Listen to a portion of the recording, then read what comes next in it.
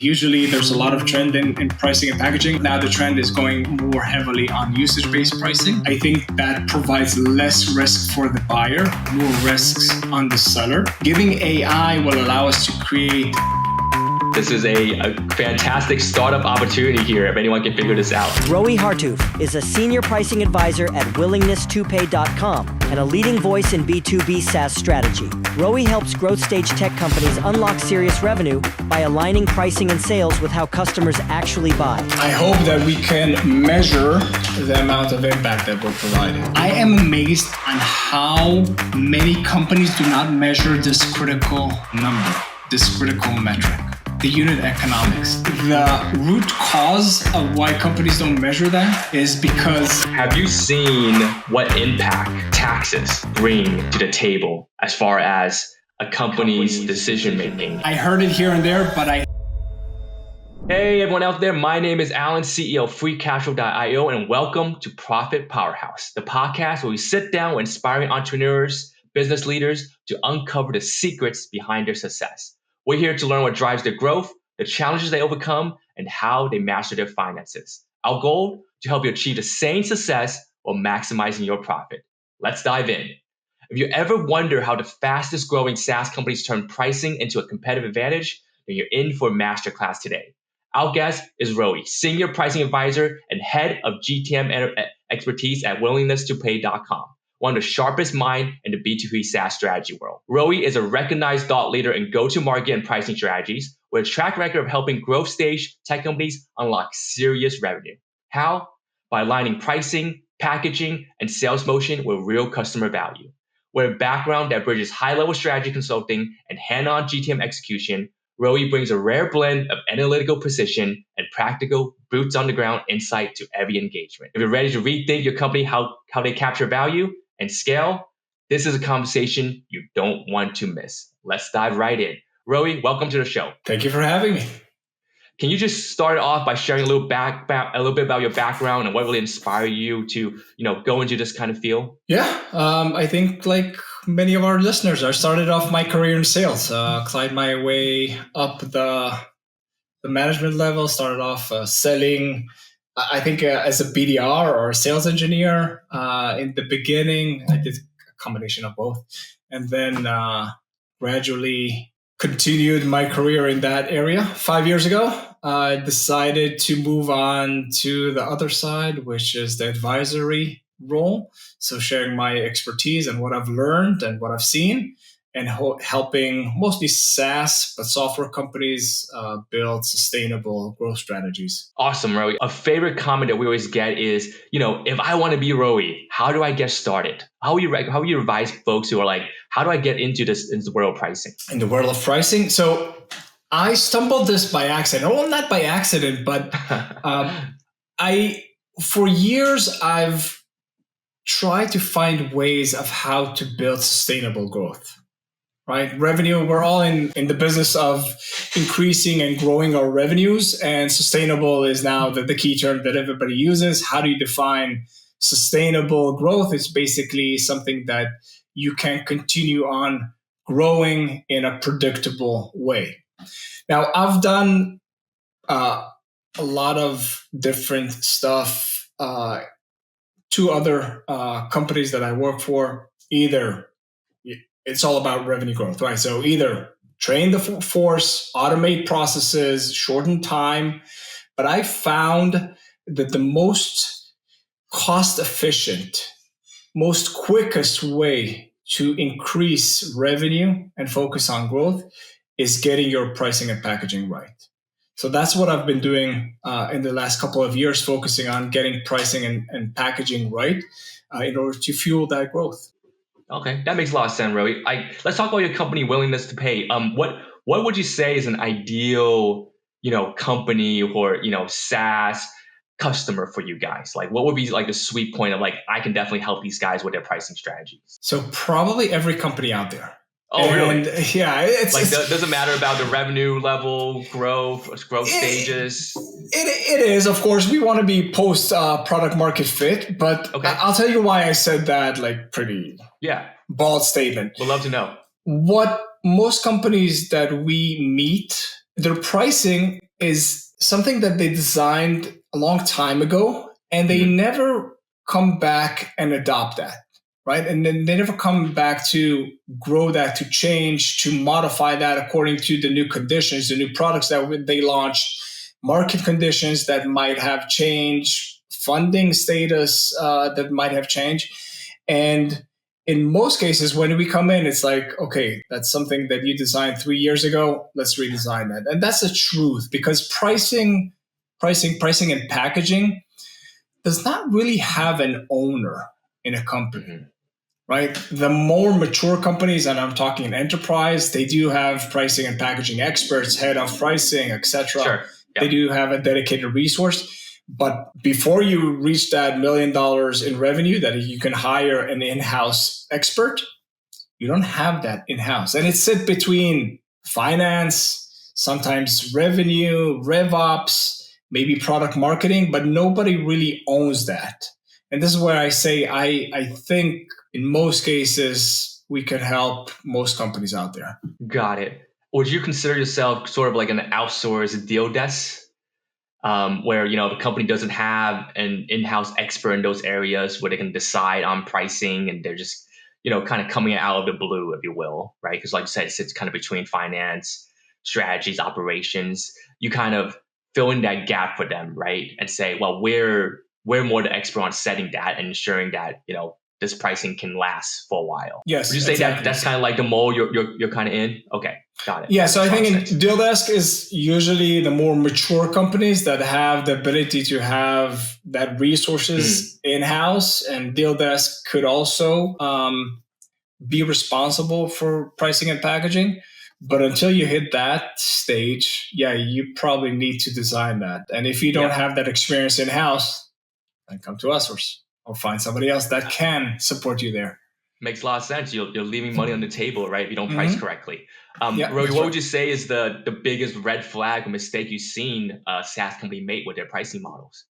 So we talked about the fact that they don't revisit it. They don't change that. And rule of thumb, every time you launch a new product, every time you launch a new go-to-market motion, you need to test your pricing and packaging. Do it at least once a year. Usually that's our cycle, right? Once a year. But we talked about that. I think value-aligned pricing is something that a lot of companies miss there, right?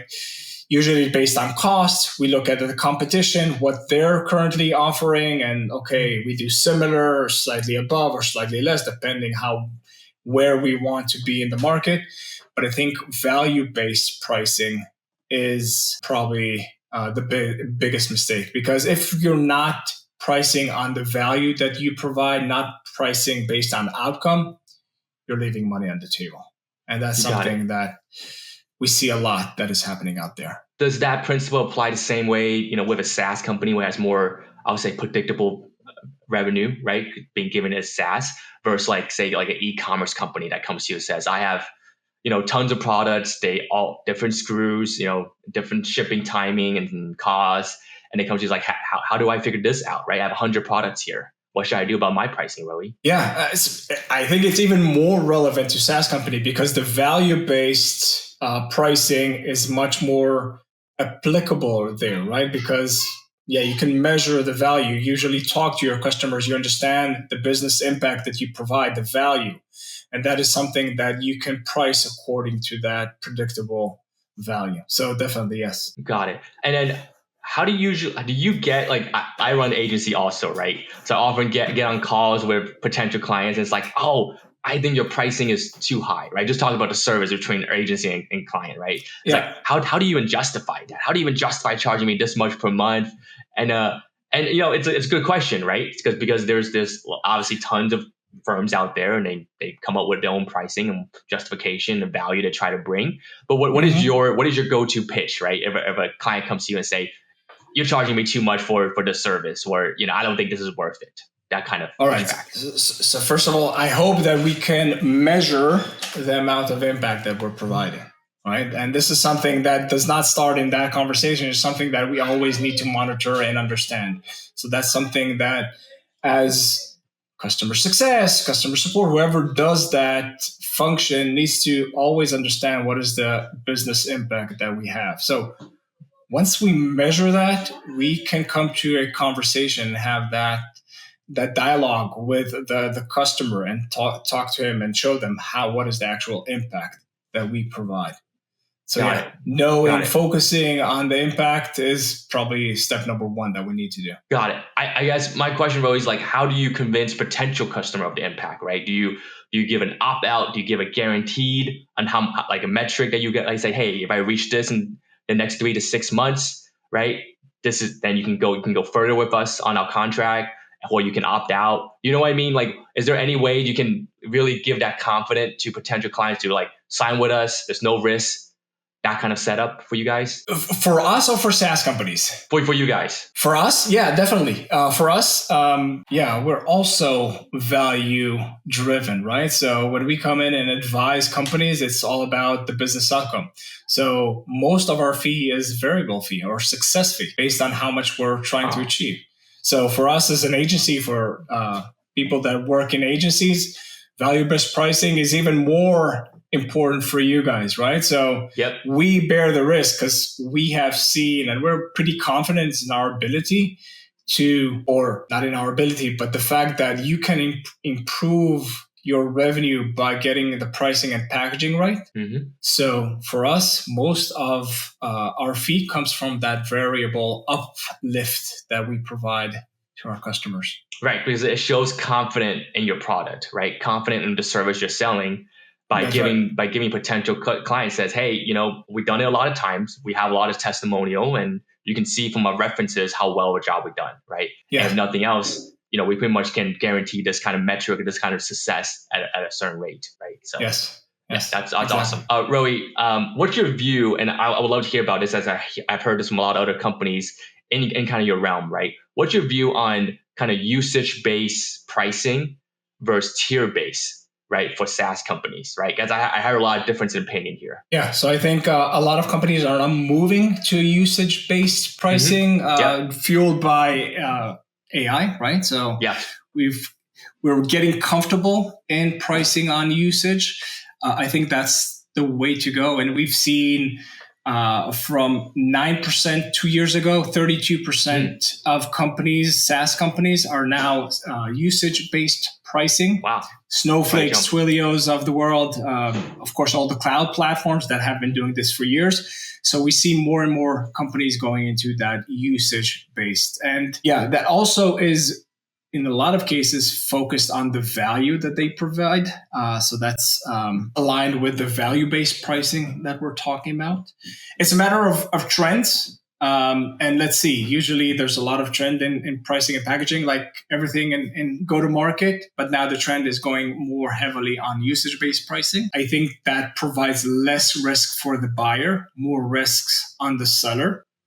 And for your listeners, the finance people don't like it at all because predictability of cash flow is kind of hard. It is, but because we're lowering the risk on the buyer, I think it's pretty popular right now. It is. And then speaking of AI, have you seen what kind of impact it has had in your pricing and models and things you do for your clients? So AI, the technology itself does skew more on that outcome-based pricing. I think the best example is Salesforce. Mark Benioff introduced, I think it was 4-6 months ago, on the agents, that they're moving away from seat-based pricing into an impact-based pricing.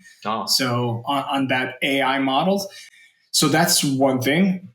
But I think if we're forward-looking, AI technology will allow us to differentiate pricing between the different types of customers, right? When you think about this, we have a static pricing model. It's like either usage or number of seats, or usage-based, which is how much you use it. But it's static. Giving AI will allow us to create adaptive pricing models based on the person who you're talking to. Similar to how airlines and Booking.com, all those Expedia type of companies, they have adaptive pricing based on whatever information they have about the user. I believe that B2B is going to go into that direction using the enabler, which is AI technology. Yeah, I think a lot of folks, they're wondering, how much can they trust AI at this point in time, right? Yeah. It seems to be rapidly improving, right, before our eyes. Where would you say, like on a scale of 1 to 10, we are in AI adoption or just AI dependency at this point in time? On pricing and packaging? Yes. I haven't seen anybody try to implement that yet. Okay. So I think we're more towards the 1 than the 10. Okay. But yeah, here's an idea for our listeners, maybe? right? Yeah. Even less at this point, right? Because as you said, there's a lot of risk on adaptive pricing.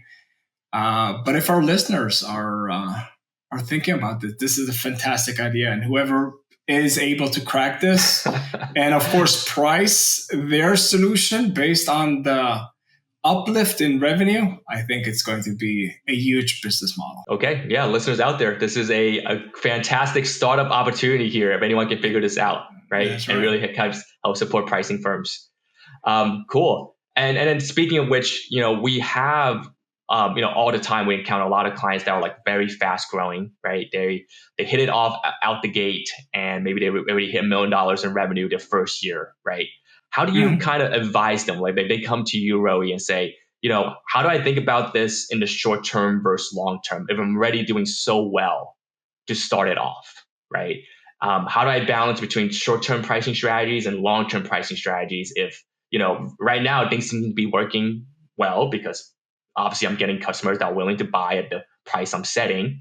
But then how do I balance versus like a long-term horizon? I'm like thinking 5 years ahead. Hey, I may be wanting to go do an M&A deal, right? In that 5-year timeline and wanting to sell at that point.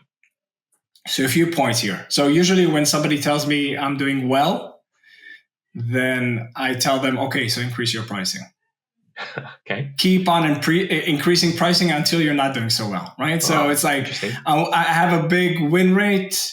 I have like any company that comes to me and says that we have a churn rate of 93, 95 or retention rate of 93, 95%. I'm like, okay, so that means that you're underpriced, right? So you want to, when you're doing well, continue to increase pricing, check that out. And remember, pricing is not something that is not like a 0 or 1. You can test it out on small groups, on different segments, on maybe like a small team of sellers, try out and continue to increase that. So that's the first thing. I would say in pricing and packaging, ideally you would want to package, and this is more on the packaging side, you want to package in a way that will allow you to continue to grow, add more products, whether through M&A or in-house, but that will allow you to add and continue to provide more value, and then either add more packages because you're providing more features or new products,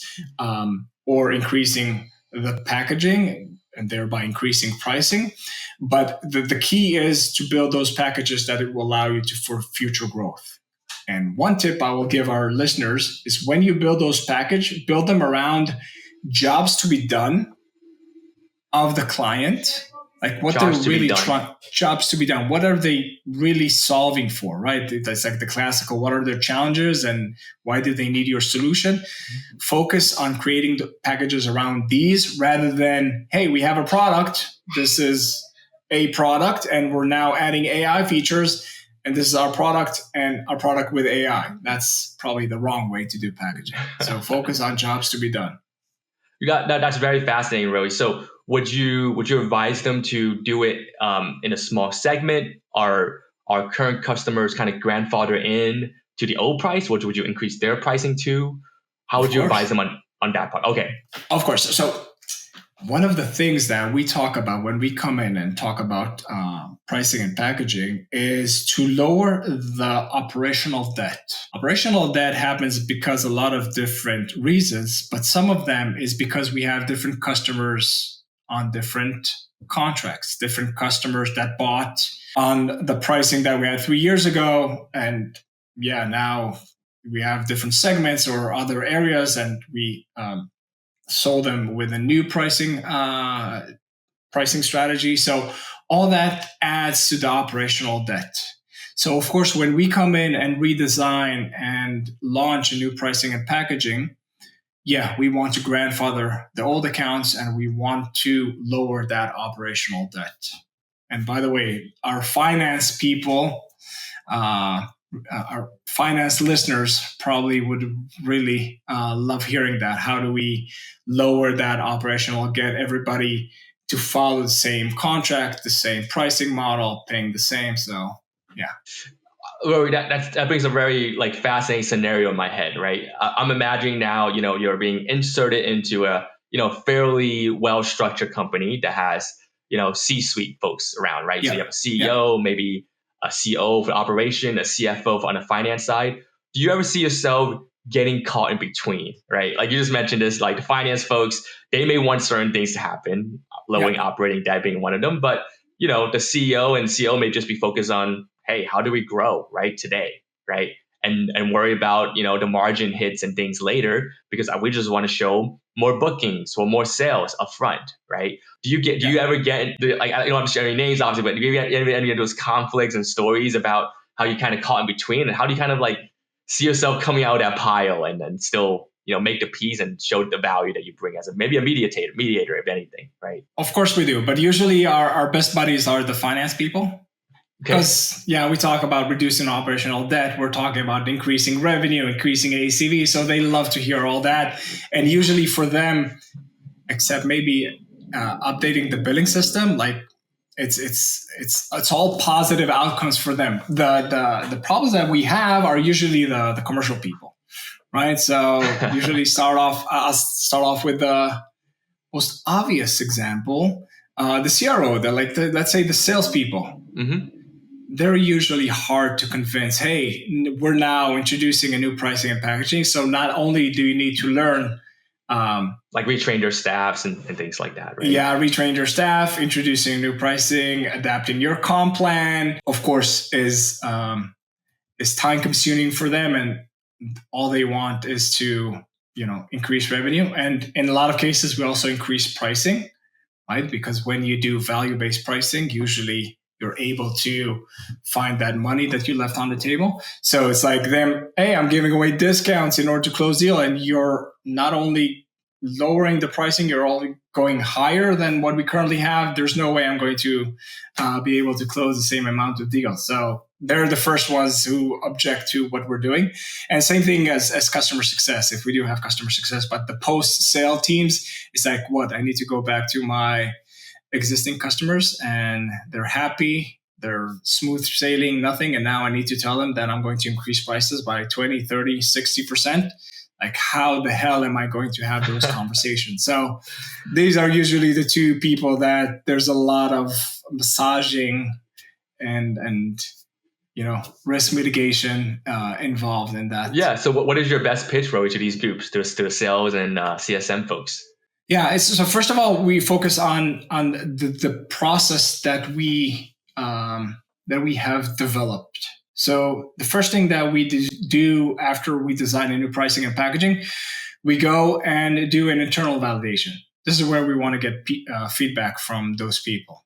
Usually the feedback, I would say, some cases they're excited, some cases they're excited, but kind of stressful because what's going to happen. And some, we get some pushbacks. But then we do external validations. We go to our existing customers and ask them, what do they feel? How do they feel about the new pricing and packaging? Does this make sense to them? So if we do a good enough job, they feel comfortable. Sometimes they have some objections on the actual pricing, but the packaging, the pricing model, everything should make sense. Once we pass that hurdle, we test it out with new sales, so new business. And usually we start off with a small segment, with one industry vertical, etc. So we test it out in a small group, get a few success stories, a few wins, and then roll it out to the entire sales organization. And only once we pass that hurdle, we go and talk to our existing customers. So, and even then, when we talk about the existing customers, we segment them, right? So the ones that are probably not at risk of churning because they love our prices, that we know their switching cost is too high, whatever the reason might be, but we start off with them and then gradually go and talk to the rest of our customers. So you see what I presented here is a long process that takes months, sometimes even years, until we migrate all our existing customers. And there are additional mitigation steps that we take along the way. Yeah. And at the end of the day, if I tell a salesperson that he needs to close 30% less deals a year and he will still make, or she will still make their targets, they're happy with it. So that makes a lot of sense. A lot less calls, make the same or more money, right? In commission. Why not? That's right. Why not? Yeah. Roee, that was wonderful. I think that was a lot very insightful for our listeners out there. I would love to throw another scenario at you. And this is one that I have encountered personally last year, right? So I had a SaaS company come to me and says, hey, Alan, I'm struggling. And the reason I am is not that we're not closing, sales, right? People are willing to pay, but our implementation timeline is too long, right? We usually take 6 to 8 weeks to get a client from, closing the deal till they can start using our product, right? Yeah. But yet in between that time, we need to start billing, right? We're contractually able to bill them, at 30-day mark or 45-day, whatever they set. And, we want to do that, but we're getting a lot of pushback from our customer that says, hey, I can't even use your product yet.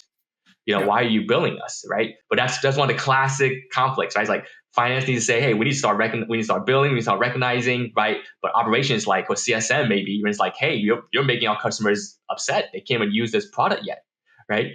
But sales, like, well, we closed the deal, we're done. We wipe our hands. We want to start getting our commission checks, right? For closing this, right?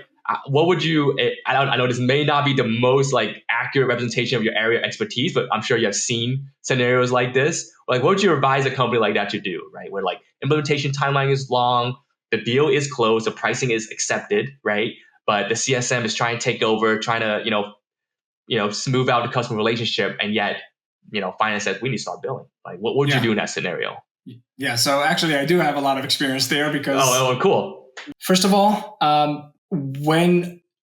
and I've dealt with similar situation. The first thing that you realize is that there's a misalignment between what the sales team is selling and closing and promising the customers and what the customer success team or implementation team can actually deliver. Right. So that's the first thing that you need to check. Are we totally aligned? And usually it takes of course we can do an integration with this platform. And then of course we have APIs to this. And yeah, the sellers promise and sell, and then the customer success team just gets the requirements and I don't know how to do that. It will take us, as you said, 6 weeks and product roadmap. Implementation team, right? It's hey, this is going to take up. This will be a long-term project here. Exactly. So that's the first thing that you need to check. Second thing is actually try to solve that is bring customer success into or implementation team into the sales process. So during the last steps of the sales process, and when you understand that it's going to close, bring in and have a conversation on the deployment process. What is needed,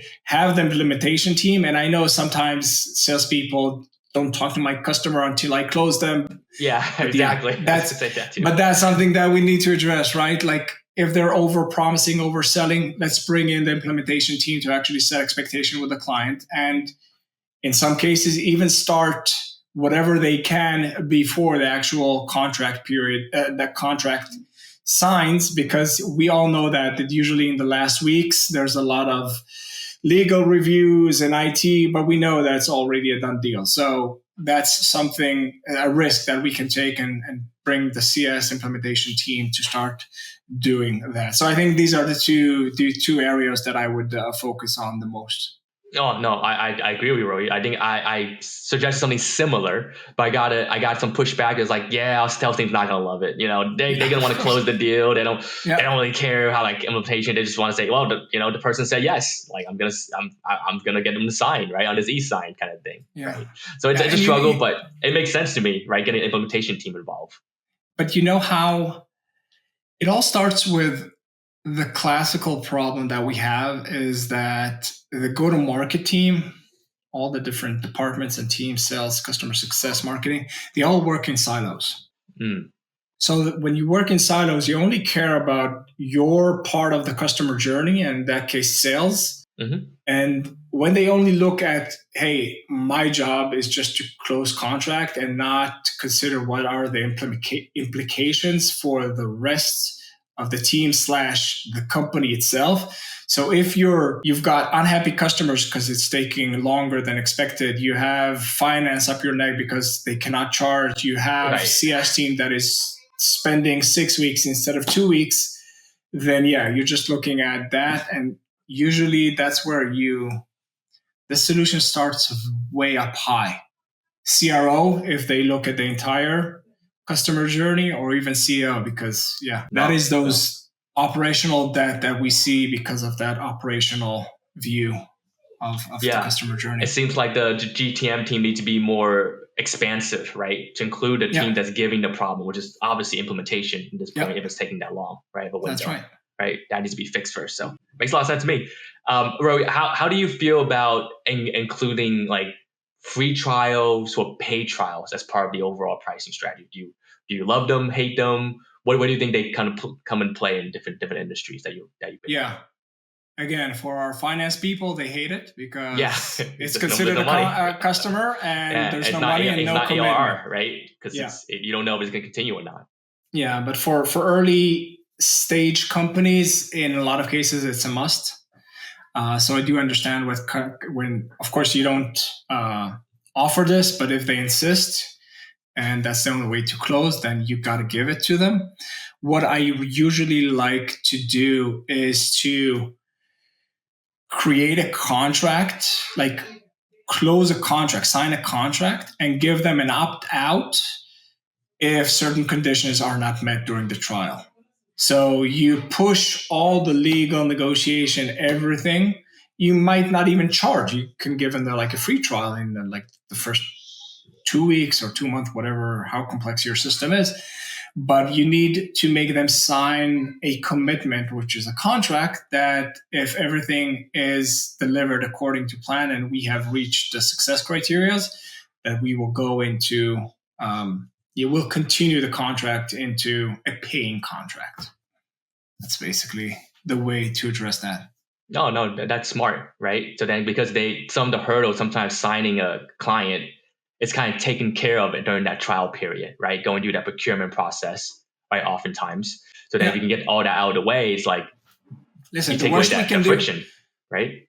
The worst we can do, even worse than losing a customer after a trial, is successfully finishing the trial and then getting stuck on negotiating the pricing and talking to procurement and all that and getting stuck. They already use the system, and now of course, you want to let them to continue to use the system, but you don't have a contract in place, and that's probably the worst situation that we can find ourselves in. Yeah, basically try to, if they're getting it for free, right, at least get some value out of it so that it's frictionless to continue with you at the very end, right? Because you really push through all the procurement nonsense sometimes, right? That makes a lot of sense, Roee. Yeah, Roee, we talked a lot already about the kind of the financial aspect and how you partner with a lot of finance teams of clients that you work with. Are there other collaborations you guys usually do together as far as like measuring certain like financial metrics side by side? Yeah, one of the things I do consider that of financial metrics, unit economics, right? Mm-hmm. I am amazed on how many companies do not measure this critical number, this critical metric, the unit economics based on individual products, based on individual customer. Unit economics meaning that at a certain number of quantity, the pricing should change, right? I'm not talking about pricing, just talking purely financial. What is our gross margin for every additional customer? Okay. What is the cost of acquisition, the cost to serve, the COGS, and basically, and the classical LTV to CAC ratio, right? Making sure that it's a healthy one. And I'm amazed on how few companies actually measure and look into that, right? Because unit economics for non-SaaS companies, it's clear. Mm-hmm. For hardware companies, of course, you measure unit economics. But for some reason, SaaS forgot how to use this model. And that's, I would say like we have talked to a lot of folks out there in our time here at Free Cash Flow, but a lot of time, these startups or SaaS companies or even e-commerce companies, they don't come with a natural finance, right, background. Yeah. So they try to do it all themselves at some point and then realize they grew past that, but then they don't actually know who to go and bring in, right? Hire or even outsource to get that expertise, right? So sometimes maybe Roee, you're the first person I come across that even talk to them about metrics or what to measure, right? So at that point, would you advise them to go and get themselves a team or at least an outsourced CFO to kind of support that effort? Or is that something like, you can also do for them? We can do that. Like there's a ton of information how to do unit economics in SaaS. Like there's just look at a ton of blogs, use ChatGPT to understand how to calculate that, but start measuring that. And I'll tell you why. The biggest the root cause of why companies don't measure that is because in SaaS businesses, we are used to be measured only on top line revenue. We are not measured on costs. So when you go to investors, basically they want to see like, what's your current revenue and what's your revenue growth? Yeah, top line revenue, AR, right? That's the metrics that investors wanted to see. I think it changed in the last year or two, but still companies don't measure that unit economics, which that's the algorithm of how the machine, your company works. And I think that's a must to measure.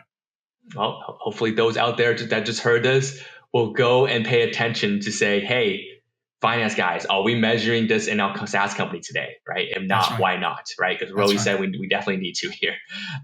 Roee, question for you is, have you seen what impact taxes bring to the table as far as a company's decision-making, in pricing or revenue targets, right? And we can talk about, of course, the corporate or state income tax, but also recently it's been more about sales tax, right? Yeah. Sales tax has, depending on what you're selling, obviously it's more of a service-based thing. There's less sales tax impact, right? But as you get more into possible physical product, or as you get more into having physical locations in different states, you start triggering more and more jurisdictions and more sales tax, right?